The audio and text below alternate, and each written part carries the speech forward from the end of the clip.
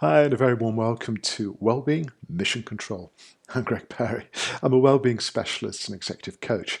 And if you're really interested in developing well-being as a daily experience, then it's important to understand that really experiencing complete well-being is not something that happens by accident. It's a response to the way that you integrate really positive behaviors and habits into your daily experience. Now, one of the problems is that most of us are so distracted by the to-do list, by the workload, by the challenges, stresses, and pressures of everyday life. We get tunnel vision. We really forget what it's like to feel that we're in control of our thoughts and feelings, and to be fair, to be more in control of our lives. Most of us live in this strange, shadowy world of the past. We are deeply influenced by the things that have happened, and we recreate those memories as an almost permanent set of reference points to help us interpret and understand what's happening now. The problem is, because of the way that we're wired as human beings, we tend to focus much more on the negative experiences. This is part of our survival response. We're much more receptive to problems, threats, and dangers than we are to the happier, more fulfilling experiences.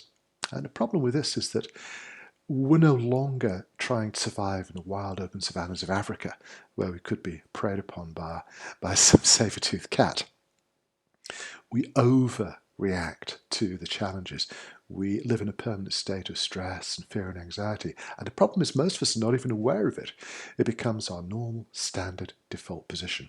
And it's showing up in the ever-increasing numbers of people who are experiencing depression and burnout and insomnia and digestive problems. You know what I'm talking about. The antidote is to make a very simple but powerful shift in the internal landscape.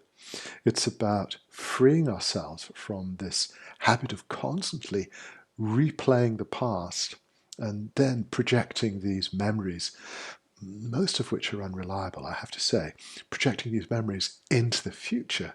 So we have this permanent repetitive cycle of how we think, how we feel, how we behave. And I'm calling for a revolution. I'm calling for a change in how we think and feel and behave. It isn't that difficult. The way that you behave, the way that you think and feel, these are nothing more than habits, conditioned behaviors which were imprinted in your subconscious when you were a small child. If they're working for you, fantastic. You're healthy, strong, resilient, brilliant. But if you feel that there's room for improvement, then being able to detach yourself from this chain of emotional energy is a first step in helping you to find yourself here, now, in the present.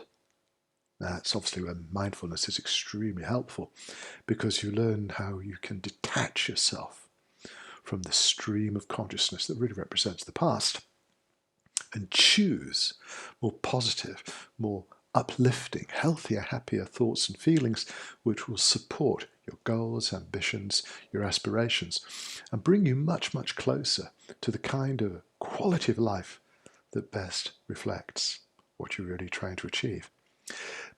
Happiness and well-being are not something we want to experience maybe someday, one day in the future.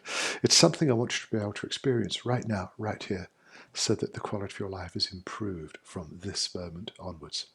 If you're curious about this and you want to discuss it more, please feel free to get in touch with me. My email address is in the description below. But in the meantime, let me wish you a wonderful day, and I'll be back with you soon.